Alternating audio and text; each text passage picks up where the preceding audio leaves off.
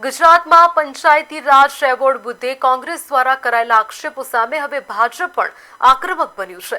કોંગ્રેસના પ્રવક્તા દ્વારા રાજ્ય સરકાર અને પંચાયતી રાજ વ્યવસ્થાને લઈને કરાયેલા આક્ષેપો બાદ પ્રદેશ ભાજપા મુખ્ય પ્રવક્તા ડોક્ટર અનિલભાઈ પટેલે પ્રતિક્રિયા આપતા કોંગ્રેસ પર જ પ્રહાર કર્યા હતા। ડોક્ટર અનિલભાઈ પટેલે જણાવ્યું હતું કે પંચાયતી રાજ એવોર્ડ પારદર્શક પ્રક્રિયા અને વિકાસના માપદંડોને આધારે આપવામાં આવે છે। કોંગ્રેસ પાસે મુદ્દાઓનો અભાવ હોવાથી તે ખોટા આક્ષેપો કરીને જનતાને ગેરમાર્ગે દોરવાનો પ્રયાસ કરી રહ્યા છે।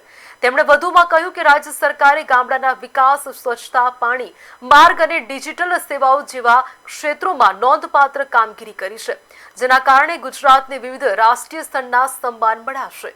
ભાજપ પ્રવક્તાએ કોંગ્રેસ પર રાજકીય લાભ લેવા માટે બિનઆધારભૂત નિવેદનો આપવાનો આરોપ પણ મૂક્યો હતો અને કહ્યું હતું કે વિકાસની રાજનીતિ સામે કોંગ્રેસ માત્ર આરોપોની રાજનીતિ કરી રહી છે।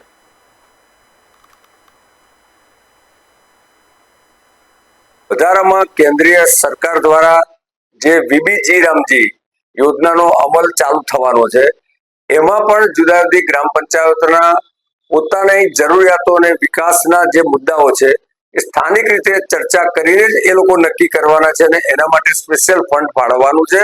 એટલે આવનારા સમયમાં પણ દેશની અનેક ગ્રામ પંચાયતો આનો લાભ લઈ શકશે।